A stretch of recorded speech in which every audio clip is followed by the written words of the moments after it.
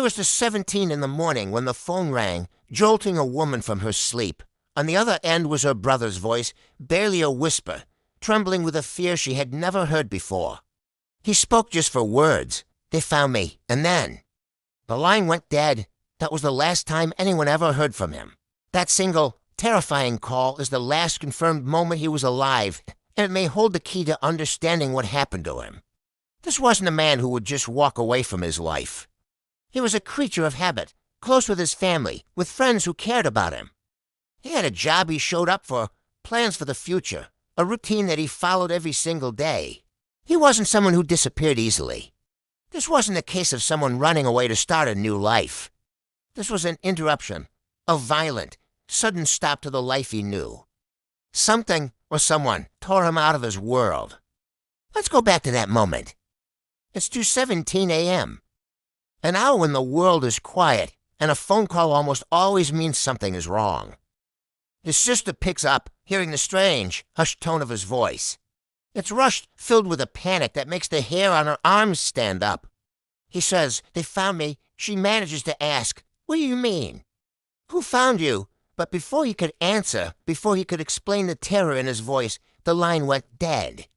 Just a dial tone. Her immediate reaction was exactly what yours would be.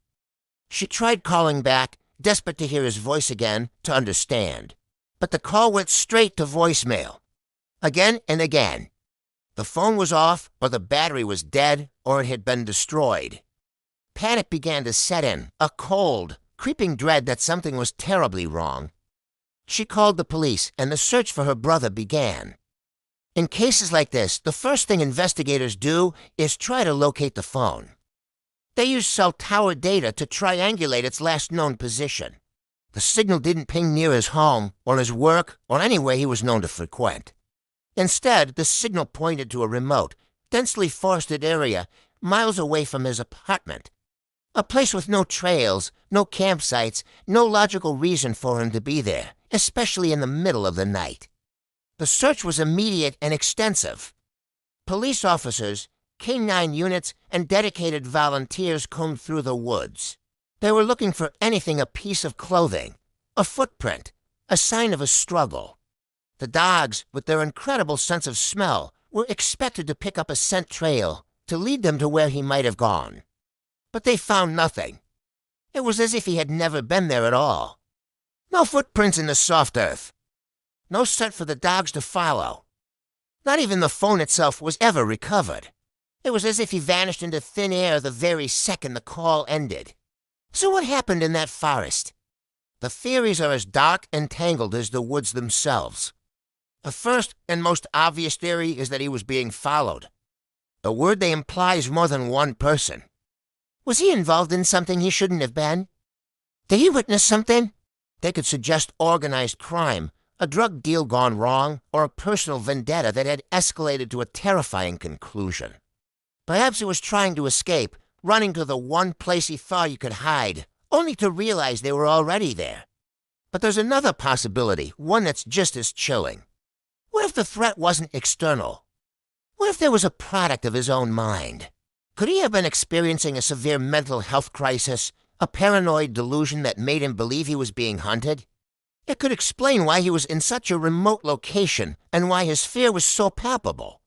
He could have felt a danger that was very real to him, even if no one else was there.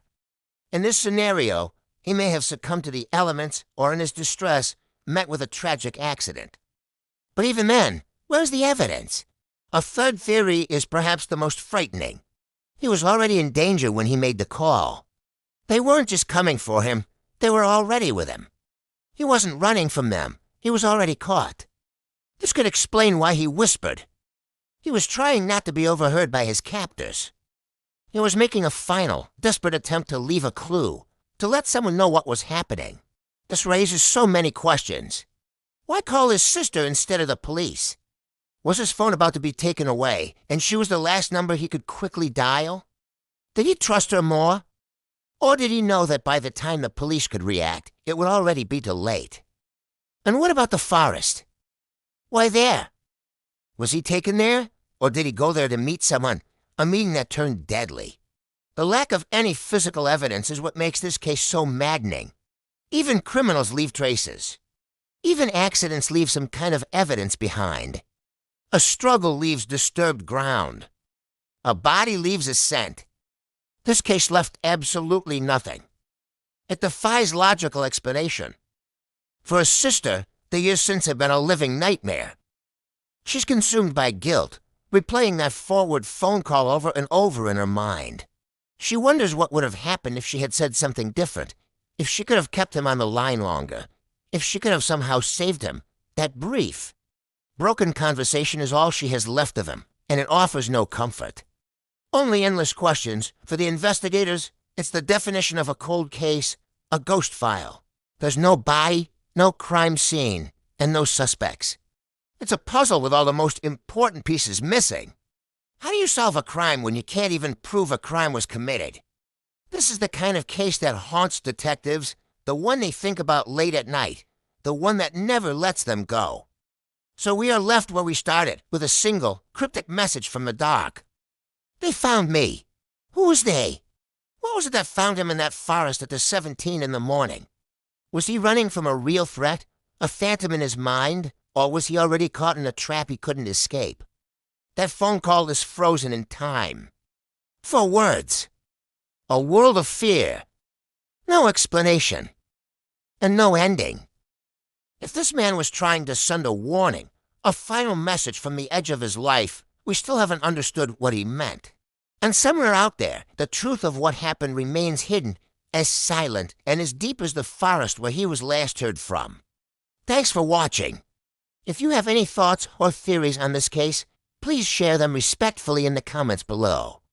And if you find these kinds of mysteries as compelling as I do, consider subscribing for more deep dives into the unknown. Stay safe out there.